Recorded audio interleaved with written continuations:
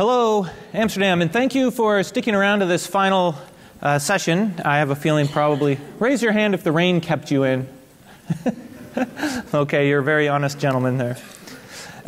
So this is going to be our Locknote session, and it's a panel of review board members and our keynote, Haroon, Meer, and myself. And we're going to have this loose conversation around a couple of topics, things that came up at the conference. And also, we're going to hopefully make it interactive.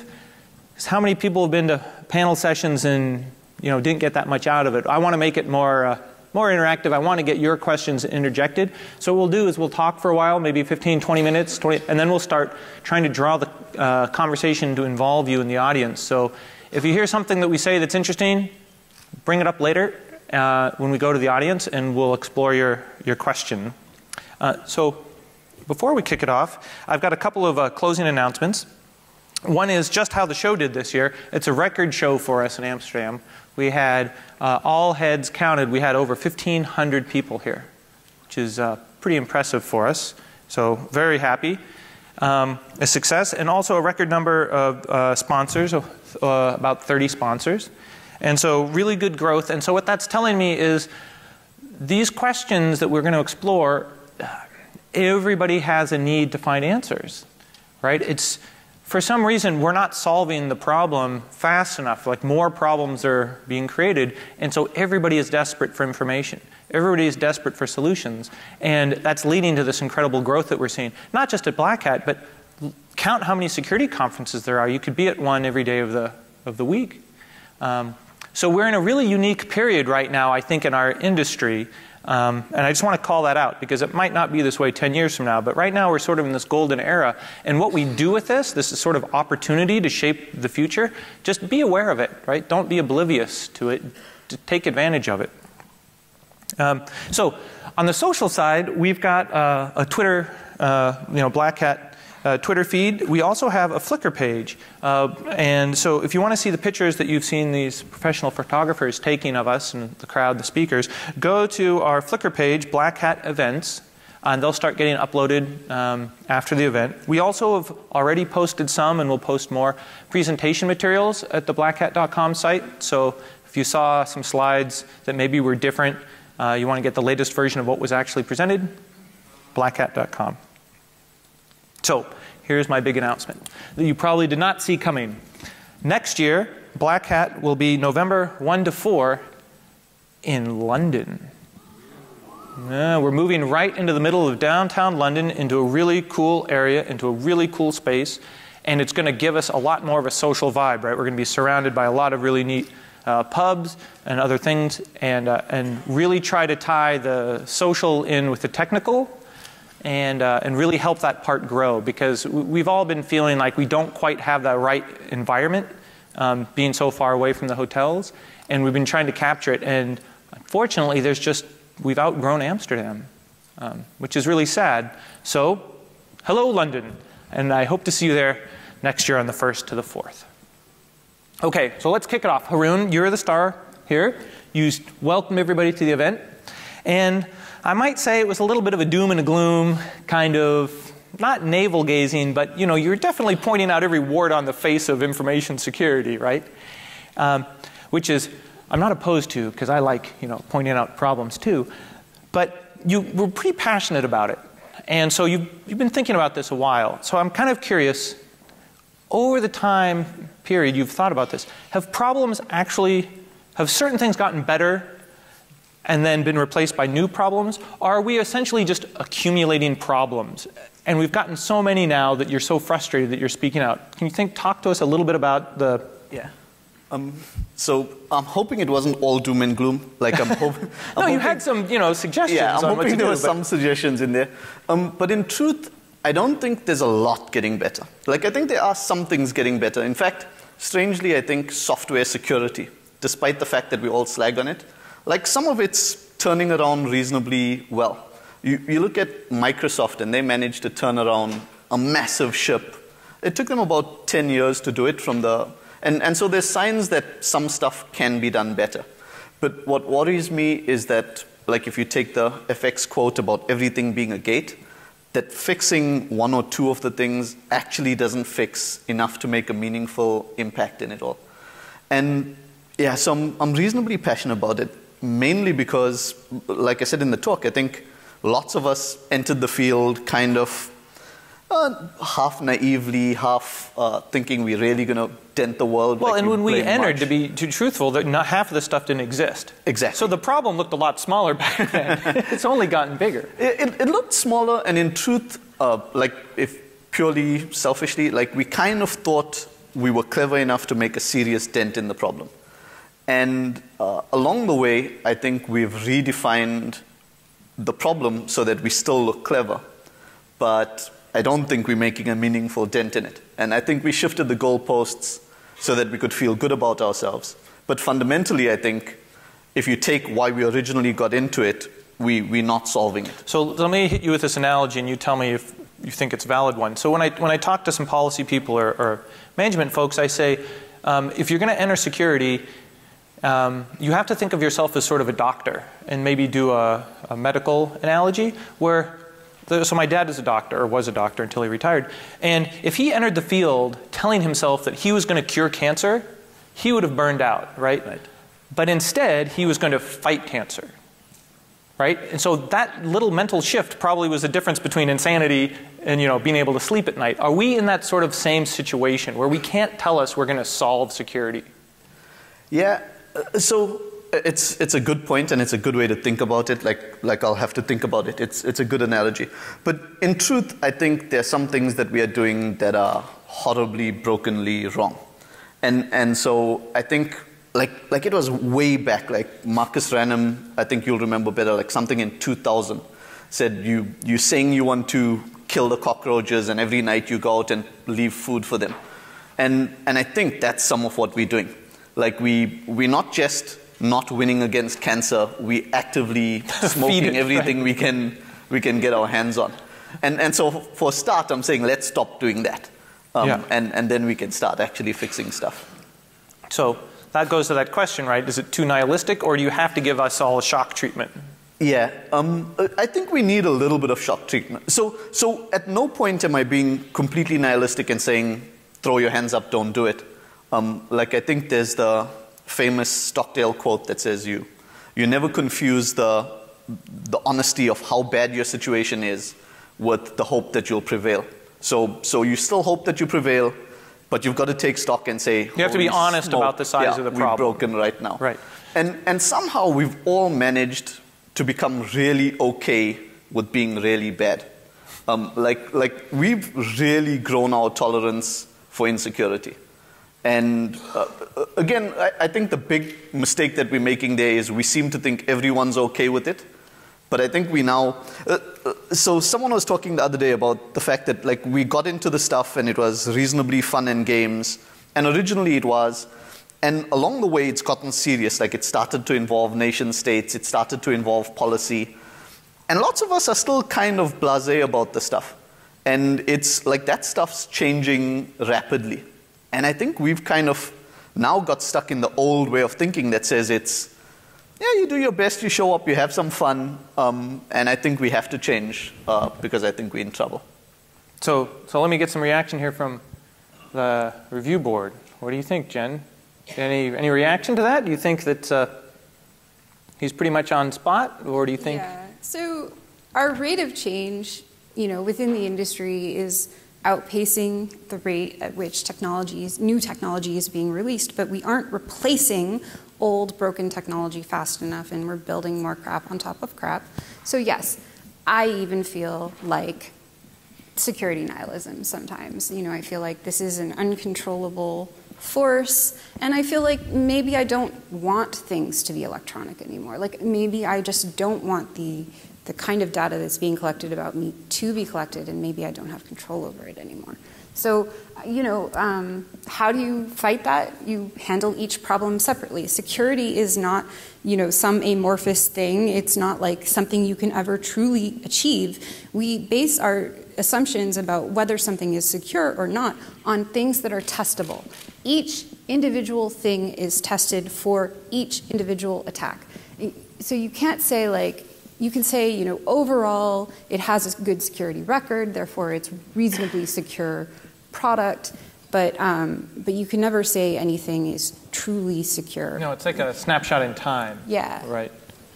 So, so that goes back to something where maybe we were talking about earlier, like, can anybody really think of any security problem we've actually really solved? Or are we just innovating and moving so quickly we leave all these problems in the dust? And so I was saying, you know, who's watched that movie War Games? Right? How many people think that we've ever solved the modem dial-up problem? Right? We just don't use modems anymore, but we never successfully solved that problem. Yeah. And so I'm thinking, like, SQL injection, no. Buffer overload, no. Like, what have we ever really solved? And I don't want to go all doom and gloom, but like maybe if I could look at our past successes, I could predict our future successes. And I start looking in the past, I'm not finding a whole lot. Yeah. It's super interesting. So I think it was, there's a professor called, I think it was Richard Danzig, who wrote this super cool paper called Surviving on a Diet of Poisoned Fruit. And he was talking about how the US government is going to survive through this software stuff. And he's saying pretty much the same thing. He's saying you've got to assume that the stuff's poisoned and you've got to consume just enough of it because you still need the nutrients. And he said a super interesting thing in the paper. So he's got an interesting background where like they threw him at nuclear proliferation and he goes away for a while and talks to everyone he can and comes back with here's a plan. And then they threw him at cyber and he did the same thing. And so someone asked him, what's the fundamental difference between cyber and nuclear? And he said, when you speak to people in nuclear, you go out, you question them, their answers last longer than 6 months. And he says, you go out, you talk to someone with cyber, you say, what are the top threats facing you now? He says, you go back in 6 months and ask them, and everything's changed. Yeah. And he gave some points that even I've forgotten about. He says DDoS was a solved problem. He says, so for a while, we really thought that DOS was gone. Like Arbor came in, everyone was running pipes, guys were dropping stuff all over the world, and suddenly it's not. Like suddenly DDoS is blackmail worthy again. And it's not because we're stupider, like I think there are things, it's just a different problem. The attackers have gotten smarter. Yeah, and that stuff's constantly going to be shifting. I totally have the impression that things are turning, maybe not turning in circles, but trends are coming back. As you mentioned, denial of service. I've recently looked into Linux malware, and we see a rise there in denial of service bots that I thought had died out like 10 years ago. Linux denial of service bots? Yeah, infecting not necessarily endpoints, but home routers or devices we don't think about. Oh, embedded devices. Exactly. And the same thing is happening with exploitation. So I mean, today it's fairly difficult to create an exploit for a fully patched Windows workstation, for example. But if you want to start on learning exploitation, I recently got the hint to start on embedded systems, which still come with the problems we saw on workstations 15 years ago. And it's actually true. I mean, if you look at exploitation of embedded systems, you're having buffer overflows that we thought have died out. Well, that's a good point on the embedded systems. It makes me want to ask about, you know, Internet of Things and in self-driving cars and CPE equipment where, you know, I'm really concerned that we don't have a game plan on Internet of Things and we're just going to be here 3 years from now talking about it. And the question is, how do these devices update themselves? And in Washington, D.C., where I'm living, there's a lot of policy discussions around Internet of Things. And they're referring to it sort of, it's called the, I think it's called the ladder problem. So, like, you change your cell phone every 2 years or so, 3 years at max, right? How often do you change your smoke detector, right? And to change your smoke detector, you need a ladder and a screwdriver. And so the long tail of these embedded devices are going to be 10 to 15 years, right? Right now, we're running past all these mobile problems because we just keep getting a new phone. You're not going to run past the embedded smoke detector problem. You're going to have that forever. You know, the embedded toaster problem. And so we're going to enter this new world that we're not ready for. There's no upgrade path. You know, you update your PC on a rotation. You don't update your toaster, really. So So Gear will this going to be on your next talk about? so I think I'm going to not talk for, but Dan Gear addresses that and says, look, if you're putting out embedded stuff, you've got two options. You've got to have an admin interface so that you can patch it, or it's got to be built to die. And if you don't have one of those two things, you've got a problem. And of course, once you have an admin interface, you've now got the same problem. And someone raised over dinner the other day, just to make it more dramatic, you've got that same problem in pacemakers. You've got that same problem in steering wheels that are... So yeah, it's a problem. And I think just to add to the grief, the rate of change that Jen was talking about is just going to go up and up. Like everyone can order a kit that allows you to build your IoT stuff now. And for a ray of hope, like the one thing, part of the reason our web was so insecure was because the web was, the way it was all architected, it allowed the lowest common denominator to build a website and then browsers that could see that site. Right. And I think if you looked at it not with your security hat on, it's been massively successful. Like it's driven commerce that wasn't planned for, and it's made squillions. And maybe that's how the stuff goes. Like maybe it goes as far as it can without being completely horribly broken. And then where it can, it will be patched to a reasonable amount. Sort of like acceptable losses. Yeah. In credit card or... Yeah, exactly. And I'm not saying that is the answer. I'm saying maybe that's what happens. Like maybe we just keep getting to the absolute brink before someone comes along and does a little bit of patching there and then moves us on to be extremely vulnerable in some new area. Yeah.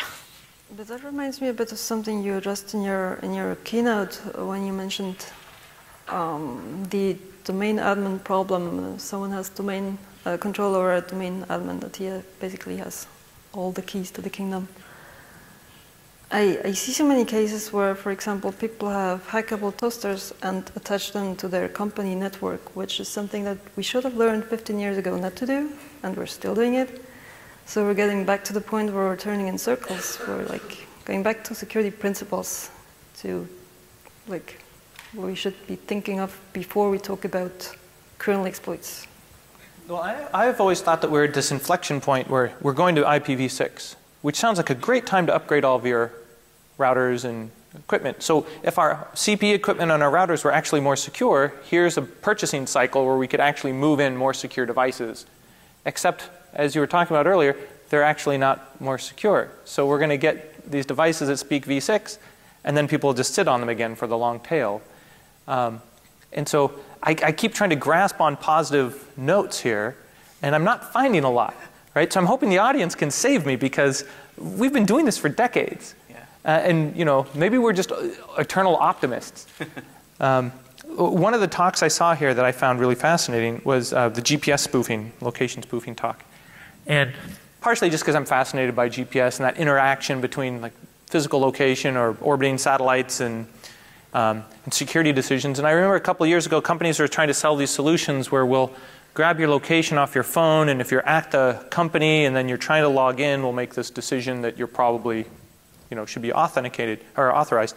But now it turns out, right, for $300, the researchers can spoof GPS. And then for free, they can spoof Wi-Fi, you know, location.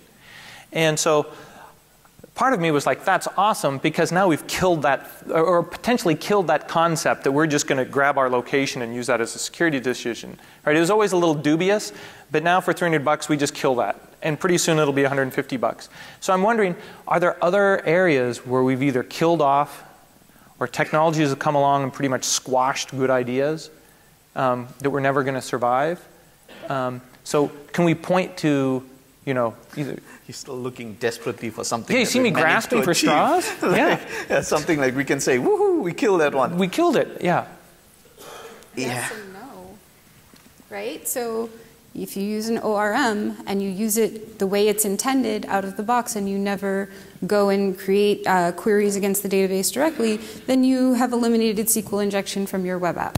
But most people have to go outside of the box. So yes and no, right? We create these fixes that are intended to eliminate an entire class of vulnerabilities and also make things easier for a developer. But if we don't take the time to do developer training, they still make a mistake. Right. I mean, that's like, why can we still go to Google and when you query for code examples, the examples are almost always insecure. And that's what the developers are cutting and pasting. Yeah.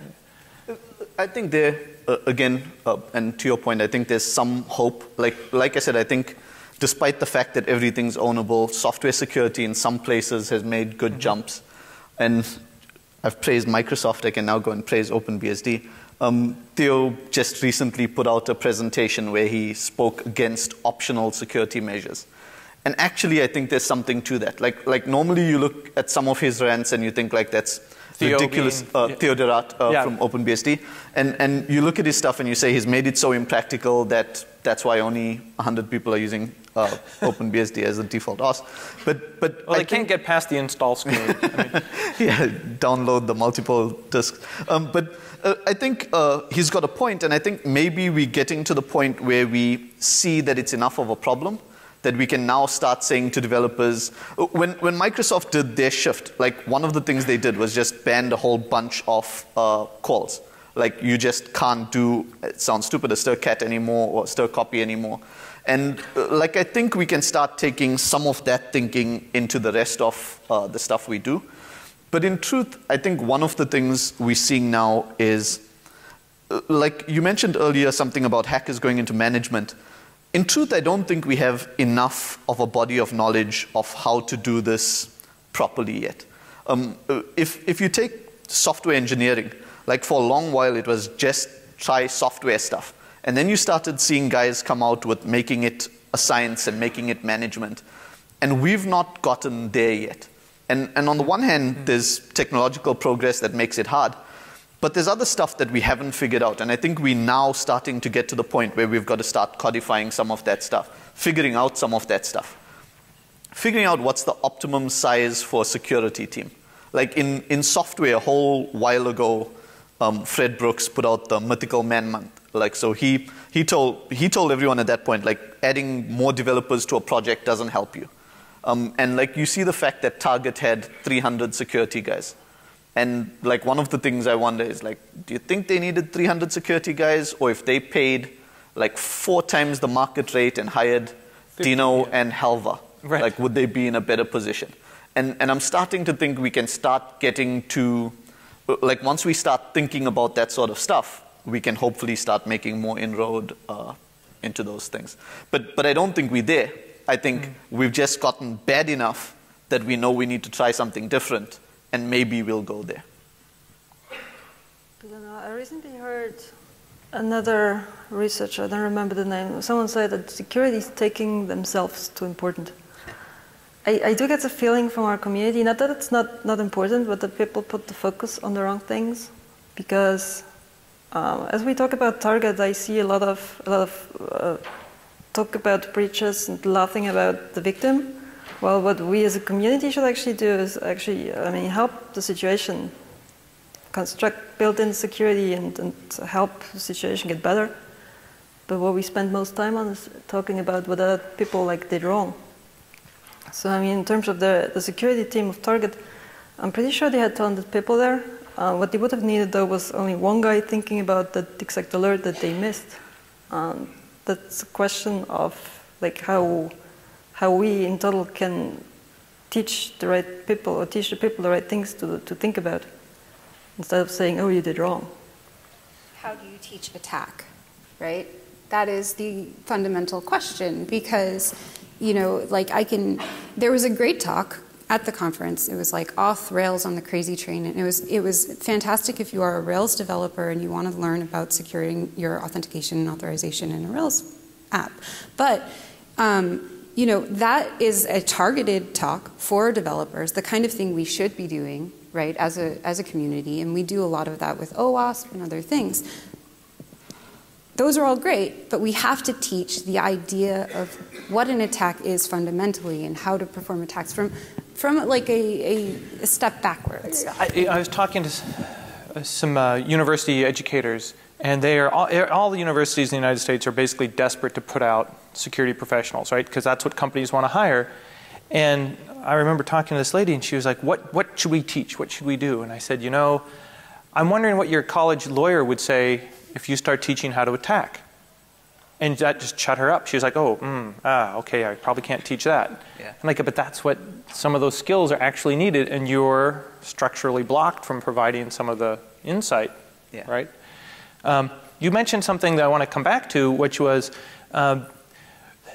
how many here, I was just curious, show of hands, how many here remember that moment when all of a sudden you realized you had to make sort of a transition from heads down technical to more policy, right, more management? If you wanted to be effective, you realized you actually had to interact and translate business needs, right?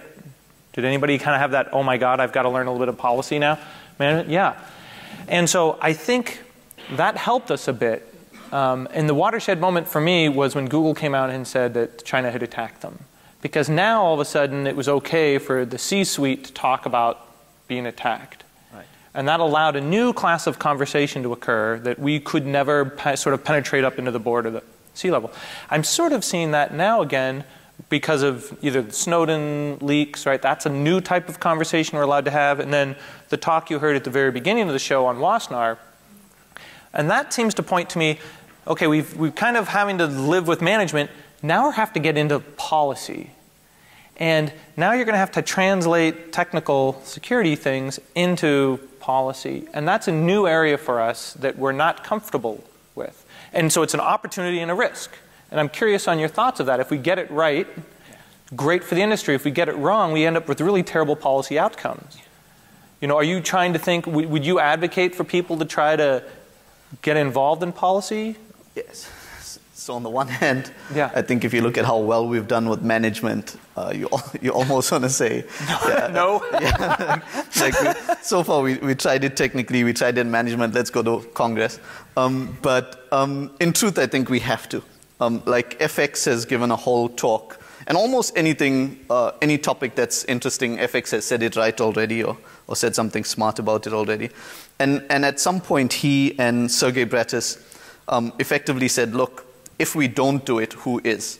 Right. And there's just a point where we've got to figure out that we've got to step up to some of that stuff. Well, there's this concept of those closest to the knob have a responsibility, right? You're closest to the problem, so therefore you bear a certain responsibility to... And I think fundamentally some of us, it's funny because, again, I mentioned in my talk, I heard some of the old Mudge talks fairly recently. And he was talking about going to Congress and the famous loft goes to Congress. And one of the things he stepped back and said is like, you know, despite everything you see, there's smart people there. But they have your hearing on IoT, and then they have a hearing on whether grain should be imported this year, and then they have a hearing on whether, I don't know, light bulbs should... And so for all of them, you've got some junior staffer coming in, giving them a file, and that's how they're making their calls. And if we're not in that file or adding some sense to that file, then we can't complain when nonsense comes out the other end. I think one of the dangers with it, though, and it might lead to a whole different topic, is even amongst ourselves, we don't easily have...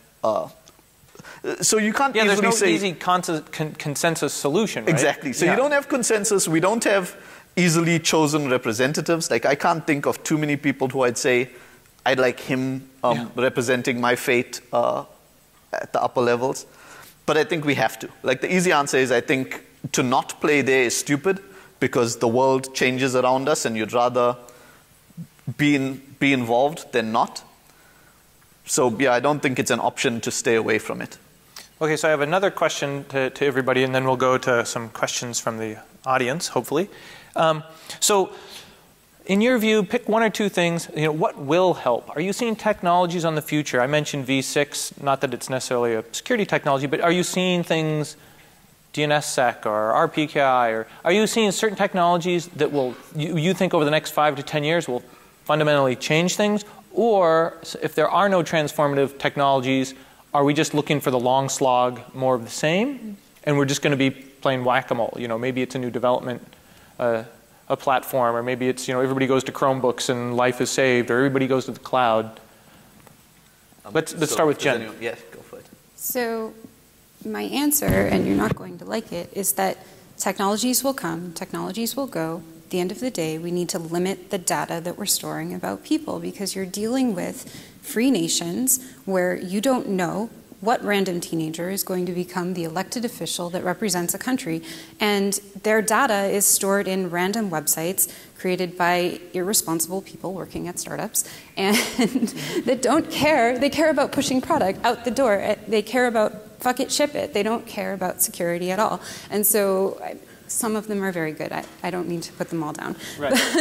So we need to think about recommending limiting data. We have a responsibility to the companies we work for to make that recommendation. So then maybe, let me transcribe your answer.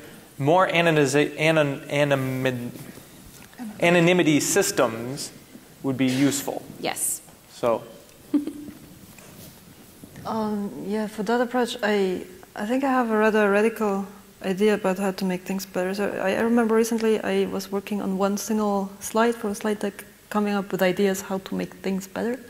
And I put together 5 points, which are two-factor authentication, compartmentalization, secrecy, encryption, and training. So with these 5 measurements, I think we're making a step forward instead of fighting ghosts by trying to detect or defend attacks that we either can't see or... So, and those technologies already exist, so it's really just applying known solutions. Exactly. I mean, as we're running in circles, we could just pick up old ideas and make them good again, just like the attackers do.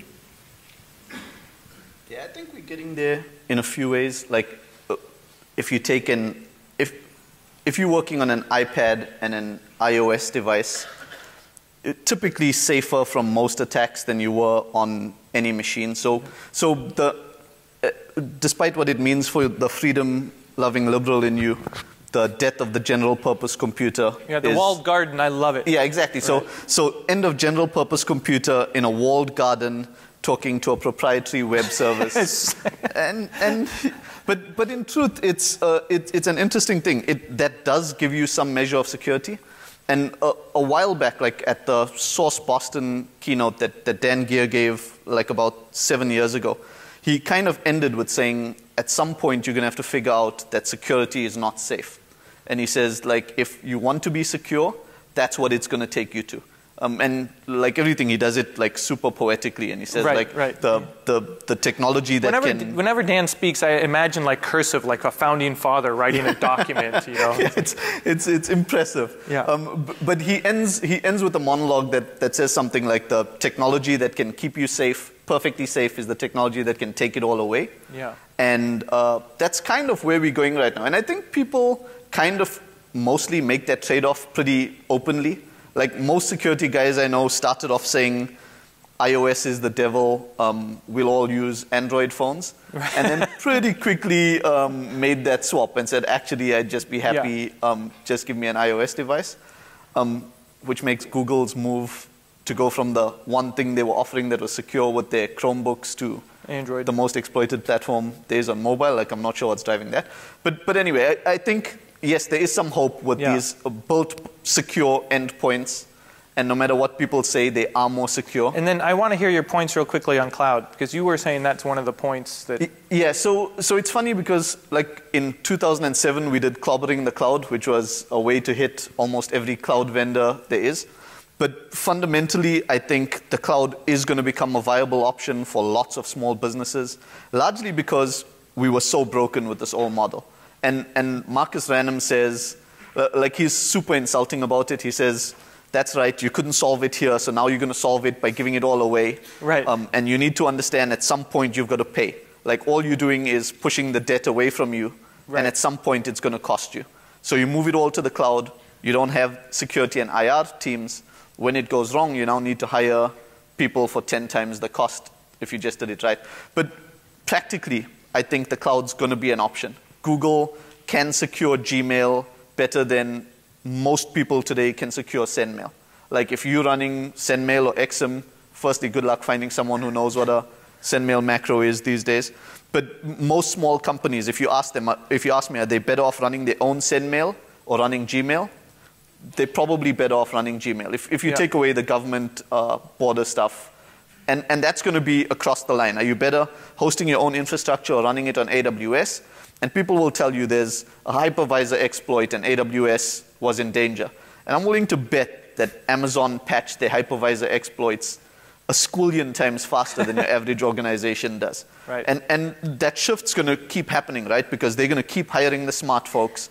If you work with hypervisors, do you want to work at Bob's Fishing Company or do you want to work at Amazon? You're going to move to Amazon. So they're going to suck up all the talent. Right. And it's going to be a reasonable paradigm. So you're going to have Google Beyond Corp type stuff, which says you're going to have a secure Chromebook or a secure iPad that's then talking over an encrypted tunnel to a vendor who you've then got a contract with, who you can then hopefully hold liable when they drop you.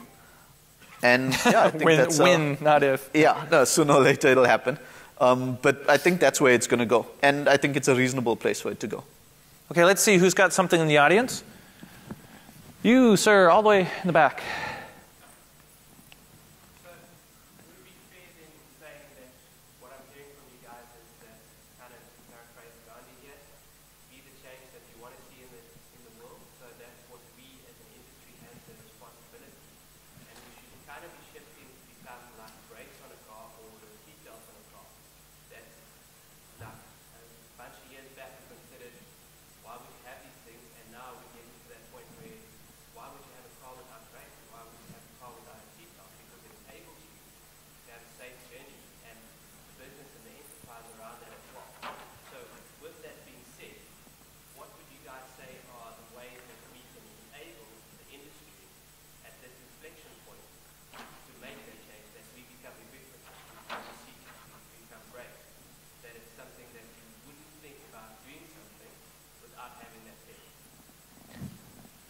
Anybody want to comment on that? I think dog fooding is an excellent idea. And I think people within the security industry are always terrified that they will become a target of a common attack. So, yes. So I totally agree with what you said at the first, be the change you want to see. But that goes back to, I think, you've got to walk the walk and talk the talk. And so even if it's painful, right, if you advocate everybody uses two-factor, then you better use it yourself, or you're kind of a charlatan, right? And then you can learn through that pain, like maybe how to make it better. But the other examples you used, unfortunately, were brought about through legislation. Yeah. And so what I was talking about, like we're getting closer to policy, we're getting closer to policy at the point where policy is getting closer to us to legislate. And I think as soon as we have a large incident, whether it's Internet of Things or connected toaster burns down a house, we'll start seeing legislation show up. Because the industry has not shown that it can regulate itself. The thing I always point to is BCP 38 and 84 and source address validation, right? You can still send spoof traffic in 2015. And we've known about this problem for 20 years. We understand it. We've studied it. We know the impacts of filtering it. And we can't solve the most simple, well-understood problem there is. So what confidence do we have that we're going to solve this more complicated, situation? And so don't be surprised if one day BCP 38 gets legislated, right? And so I'm starting to think that maybe a little liability is a good thing. People respond to signals. So I'm kind of curious on your thoughts about liability, right? Does the software shrink wrap license survive contact with the Internet of Things and smart cars? Yeah, so almost everyone smart I know who's opined on this has said we got to get liability in. That unless we introduce vendor liability, we're never going to fix the problem. For me, it's tough. Personally, I never like the government stepping in just because they almost always muddy the water. But I think there's got to be something that forces people's hands. In exactly the seatbelt discussion, like it happens after the Ralph Nader steps in. And I suspect we're heading that way whether we like it or not. I don't know that it's the right answer, but I think it doesn't matter. It's going to happen. Let's go to the audience again. Sir? Or ma'am? I'm sorry. To come back to what you're saying on sort of prevention and training and